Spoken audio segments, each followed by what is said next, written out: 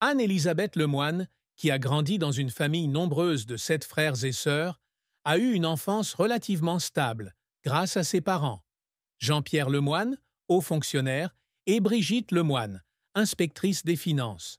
Cependant, la plus grande tristesse de sa vie fut probablement le traumatisme mental causé par sa relation tumultueuse avec son ancien partenaire, le comédien Mustapha El Atrassi. Je pensais ne jamais me remettre du traumatisme que j'ai subi, confiait-elle lors d'une rare interview accordée à Elle en 2023. Il y avait des jours où j'avais l'impression de ne plus être moi-même. La relation, qui a duré jusqu'en 2007, s'est terminée dans la douleur lorsqu'elle a décidé de porter plainte contre El Atrassi pour violence conjugale. L'incident l'a non seulement blessée physiquement, mais a également laissé de profondes cicatrices mentales, la forçant à lutter pour retrouver foi en l'amour et en la vie. Cette tristesse est devenue encore plus lourde lorsqu'elle a dû affronter le rôle de mère célibataire d'Arthur, un fils né en 2004 d'une précédente relation. Dans Pure People 2023, elle raconte comment il y avait des nuits où elle était assise seule dans son appartement parisien, regardant Arthur dormir et pleurant de culpabilité de ne pas pouvoir lui donner une famille complète dès le début. Je me demandais si j'avais la force d'être à la fois mère et père et de construire une carrière, a-t-elle déclaré. La pression de devoir concilier une carrière chargée et des responsabilités familiales, tout en se remettant d'un traumatisme émotionnel, était un énorme défi qui la laissait souvent épuisée. Un autre aspect de la tristesse est la peur constante de la mort, un sentiment qu'elle a admis dans une interview accordée à Paris Match en 2017. Je suis toujours hantée par l'idée qu'un jour tout finira. Ça ne me quitte jamais, a-t-elle confié. Cette peur est devenue encore plus prononcée lorsqu'elle est devenue mère, car elle craignait de laisser ses enfants sans pouvoir être avec eux assez longtemps. Elle a dit un jour qu'il y avait des moments où elle tenait Vasco, son plus jeune fils né en 2013, et pleurait en silence parce qu'elle avait peur de ne pas voir ses enfants grandir. Bien que cette peur ait été quelque peu apaisée par l'amour de sa famille, elle restait une obscurité brûlante dans son esprit. Finalement, la pression du public et des médias a également contribué à sa tristesse. En tant qu'animatrice de l'émission Ça vous, elle fait souvent face à des commentaires négatifs sur son style d'animation, son apparence et même sa vie personnelle.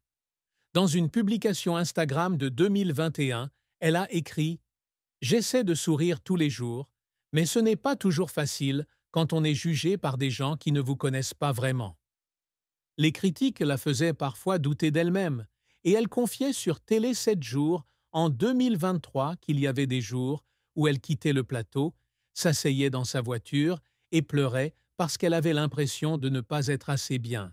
Ses chagrins, traumatismes émotionnels, maternité, peur personnelle, pression professionnelle, ont façonné une Anne-Élisabeth Lemoine à la fois forte et vulnérable, une femme qui s'est battue sans relâche pour surmonter l'adversité.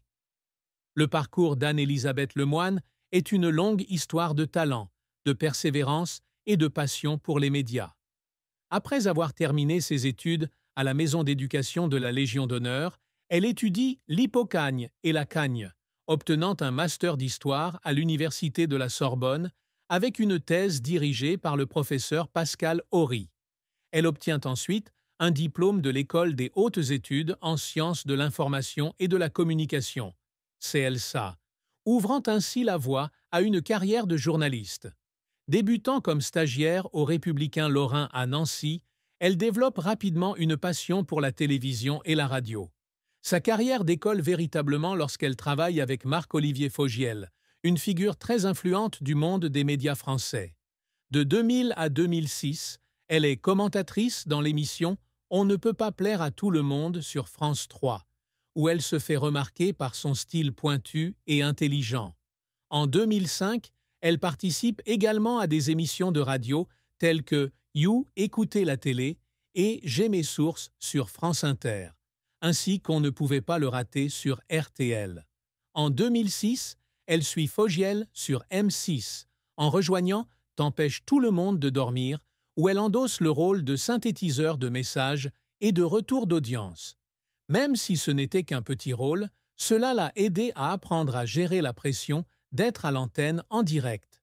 En 2007, elle décide de quitter Fogiel pour trouver sa propre voie, un tournant majeur dans sa carrière. Elle rejoint Canal+ et devient commentatrice à l'édition spéciale, puis à la nouvelle édition, 2012 à 2014, où elle remplace occasionnellement Ali Badou comme présentatrice. C'est à cette époque qu'elle rencontre Philippe Coelho, qui deviendra plus tard son mari. En 2014, elle rejoint France 5, débutant comme commentatrice sur Ça vous auprès d'Anne-Sophie Lapix. Au départ de Lapix en 2017, Anne-Elisabeth est nommée présentatrice principale, marquant le plus grand tournant de sa carrière. C'est à vous est rapidement devenue l'une des émissions les plus populaires de France 5, avec une moyenne de 1,07 million de téléspectateurs par soir en 2023, concurrençant directement Quotidien de Yann Barthès et Touche pas à mon poste de Cyril Hanouna. En plus de C'est à vous, elle a également animé C'est l'Hebdo 2016-2020 et participé à des émissions spéciales comme l'émission Pour la Terre avec Nagui en 2019. Elle est également connue pour ses moments spontanés et humoristiques à l'antenne, comme des lapsus ou des fous rires incontrôlables lors d'interviews d'invités comme Jean Dujardin ou Pierre Ninet. « Je n'essaie pas d'être parfaite », a-t-elle déclaré dans une interview accordée au Gala 2023. « Je veux juste que le public ait l'impression de parler à un ami. » Ce style lui a permis de gagner l'affection du public et de devenir l'une des présentatrices les plus appréciées de France. Cependant, sa carrière n'a pas toujours été de tout repos. Au cours des premières années, elle s'est vue refuser de nombreuses opportunités parce que les producteurs pensaient qu'elle manquait de charisme ou qu'elle était trop dépendante de l'ombre de Fogiel. Un échec mémorable fut lorsqu'elle tenta d'animer une émission culturelle sur Paris Première en 2006, mais fut annulée après quelques épisodes en raison de faibles audiences. Elle confiait à Télé Loisirs en 2022 avoir pleuré dans la salle de montage après avoir reçu la nouvelle, sentant qu'elle ne pouvait pas se permettre de sortir de sa zone de confort. Un autre défi s'est présenté lorsqu'elle a pris les rênes de Ça vous en 2017. Remplacer Anne-Sophie Lapix, une animatrice chevronnée, lui a mis une forte pression. Certains téléspectateurs l'ont d'abord critiquée pour être trop maladroite ou manquer de sérieux, ce qui l'a laissée dans un état de faible estime d'elle-même. Elle a confié à Paris Match en 2018 qu'il y avait des soirs où elle regardait à nouveau l'émission et pleurait parce qu'elle avait le sentiment de ne pas avoir été à la hauteur des attentes. Les efforts pour surmonter les difficultés apportent également beaucoup de larmes. Pour préparer Ça vous, elle a passé des centaines d'heures à rechercher du matériel, à s'entraîner avec un coach pour améliorer sa voix et à gérer les situations en direct. Dans une interview accordée au Figaro en 2020, elle confiait qu'il y avait des jours où elle travaillait de 6 heures du matin à minuit juste pour s'assurer que le spectacle se déroule parfaitement. « Il y a des moments où j'ai l'impression de courir un marathon sans ligne d'arrivée en vue », a-t-elle déclaré. Ce dévouement, tout en lui apportant du succès, s'accompagnait également de moments d'épuisement et de solitude, car elle devait sacrifier du temps avec sa famille pour se concentrer sur le travail. L'une des tristes fins de la vie d'Anne-Elisabeth fut sa séparation d'avec son frère Benjamin, l'un de ses 7 frères et sœurs. Benjamin, chercheur scientifique, a déménagé aux États-Unis en 2010 pour poursuivre une carrière universitaire.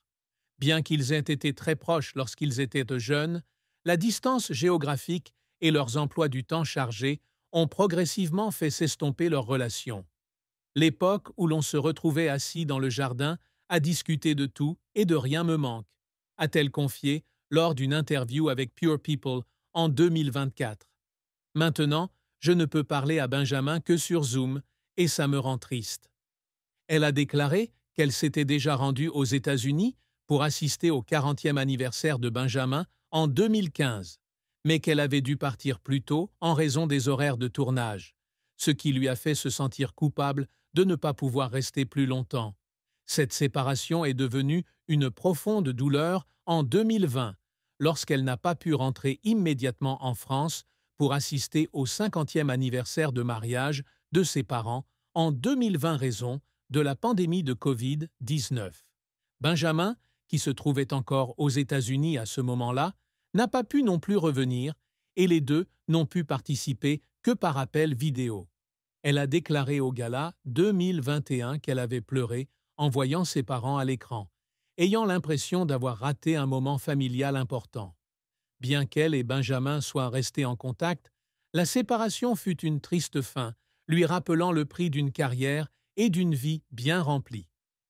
Anne-Élisabeth Lemoine a trouvé le bonheur auprès de Philippe Coelho, un architecte d'origine portugaise qu'elle a rencontré alors qu'elle travaillait à la nouvelle édition sur Canal+. Ils sont rapidement tombés amoureux et en juillet,